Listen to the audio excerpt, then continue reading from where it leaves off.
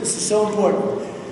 We all know about trade. We've covered it. It's horrendous. I'm going to get the greatest negotiators in the world. We're going to make great trades. We're going to make a lot of money. We're going to be great. Everyone's going to love us, okay? Yeah.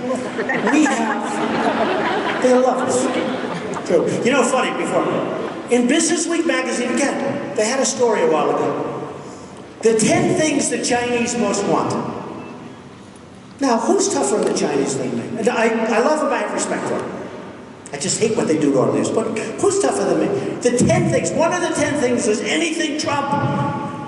Apartments, anything Trump. We want anything Trump. I say, how could that be possible? Because maybe they respect me. Or maybe they respect us. I don't know. But anything Trump. Okay. So we're going to be respected. We're going to be really respected. We shouldn't have gone to Iraq, and we did. We made a mistake. When we went out, we should have kept the oil, and you wouldn't have ISIS, believe me. You wouldn't have it. Now people say, oh, that's such a harsh statement. He said, take the oil. Who the hell has the oil? The Iraqi government is totally corrupt. ISIS is just formed out of Iraq. So we shouldn't have gone in, and then the way Obama got out was a total catastrophe. And then I said, total catastrophe. And I said, Reuters, 2004, July. I said, don't go in, because if you do that to Iraq, and I'm one that wants to be like, I love the strength of military. You got to use it in the right location. If you do that, you're going to allow Iran to take over there, because you're going to decapitate. There were two powers that were equal. They'd fight, they'd go 10 feet, 10 feet, 10 feet, then they'd rest. This goes on for decades. They go 10, 10, right? Am I right? Yeah. So we decapitate one of them. Now Iran is, as we speak, meeting with Iraq to take over the country. And you know who's getting the oil, most of the oil? The stuff that ISIS doesn't have? China. You know that China is getting so much oil out of it. We're getting, you know, we get nothing. Thousands of lives, wounded warriors who I love all over. $2 trillion, we have nothing. In Afghanistan, which a lot of people don't know, is very rich in minerals, not oil, in minerals. We're fighting in Afghanistan, and they have very amazing mountains and ridges. We're fighting in Afghanistan over here. And on the other side of the mountain, they have massive excavation equipment. From China, they're taking out all the minerals as we fight. We need people that are smart. We have people that don't get it. Look at the deal we have with Iran. Look at this deal. It is going to, in my opinion, lead to an arms race the likes of which there has never been. Countries are going to line up for nukes. You're going to have, perhaps, nuclear proliferation. You're going to see things that you have never seen take place in a short period of time. This is a deal that just the other day, it was determined after months. You ever see a deal take so long? The deal's been going on forever. They had our prisoners, we never asked for our prisoners. How about that? You know, look, having a deal is good, but we should have doubled and tripled up the sanctions and negotiated from strength. We could have done it so easy. Instead, we have Kerry that goes on bicycle races. Which is a bicycle race? He's 73 years old. 73 years old.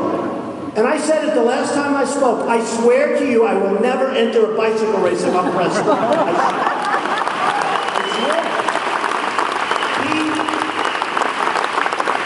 He's in a bicycle race, he falls, he breaks his leg. This is our chief negotiator. He's walking in, they're looking at him like, what a schmuck.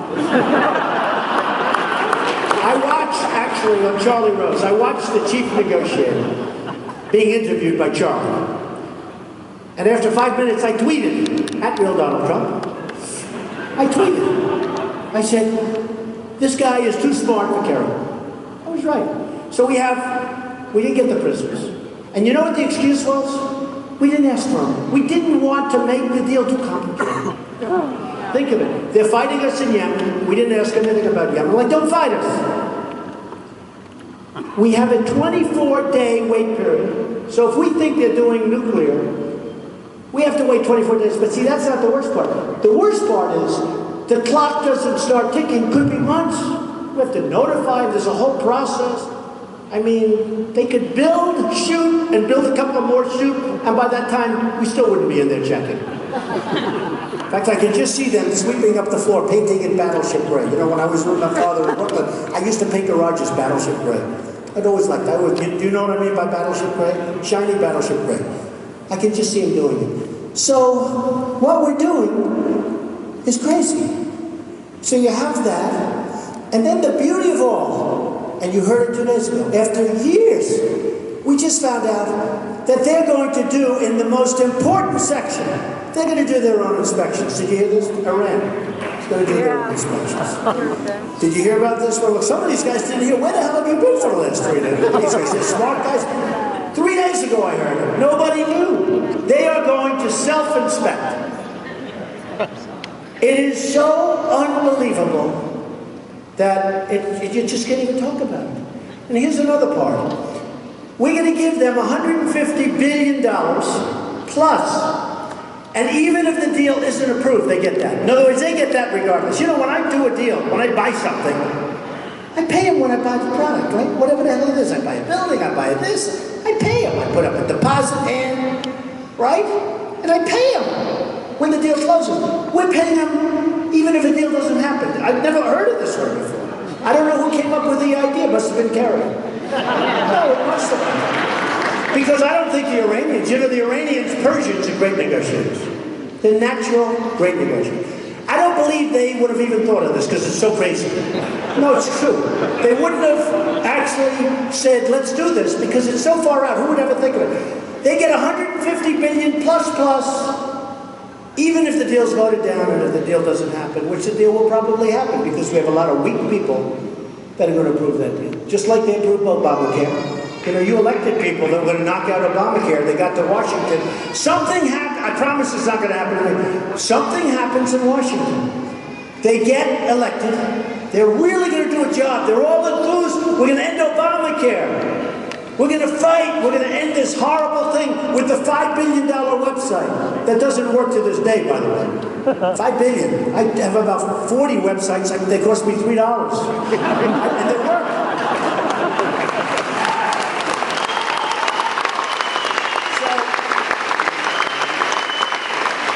So we're going to end Obamacare. You probably elected some of them.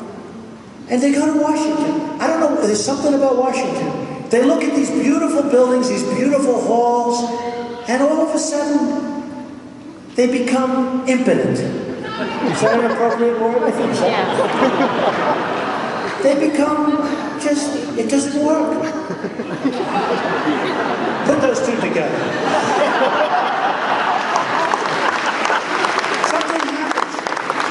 And all of a sudden, they're not fighters. I think they're so impressed. They show their wives. They show their, look where I'm working. I'm working in Congress. Of course, I've got to vote for Obamacare. Isn't it wonderful? Look what I'm doing. But they got elected to knock it out.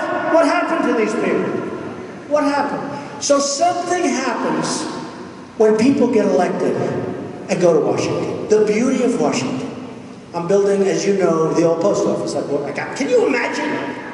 President Obama is in charge of government services, who are tremendous people, by the way. They really are. They're very talented people. That's because they chose me. If they didn't choose me, I probably wouldn't say it. But they are talented people. They're great people. And we're doing a great hotel, one of the greatest hotels. I think it'll be one of the greatest hotels anywhere in the world. But think of it.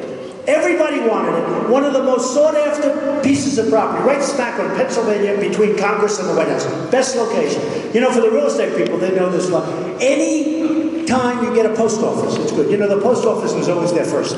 They always had the best. I have the old post office in Washington, D.C. So it's being converted to Trump International Hotel. It's going to be great. And just think of that. I got it from the Obama administration. I can't even, to this day, I say, are you sure we got that? But we're doing a great job. And here's the thing. We're ahead of, think of this. Compare this to government. We're way ahead of schedule. And we're under budget. Did you ever hear that before? You don't hear